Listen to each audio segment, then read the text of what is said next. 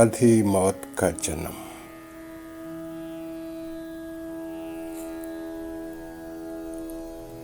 अपने अधूरे जन्म के साथ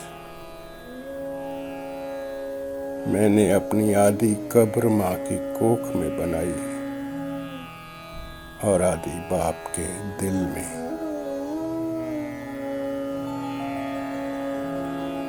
मैं अपनी दोनों कब्रों में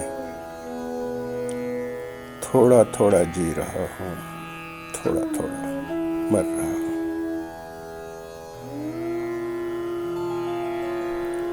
मसीहा ने अपने नुस्खे में मेरी तहलील की तजवीज़ लिखी है।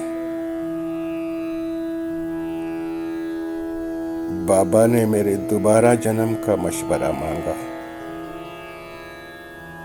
और माँ ने मेरे बेनाम कतबे को अपने आंसुओं से साफ कर दिया।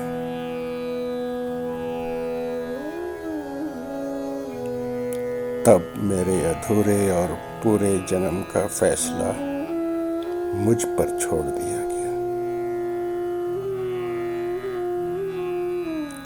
अपनी जात का तखमीना लगाते हुए सोचता हूँ, क्या करूँ? मरने के लिए जी उठूं या जीने के लिए मुलतवी हो जाऊं?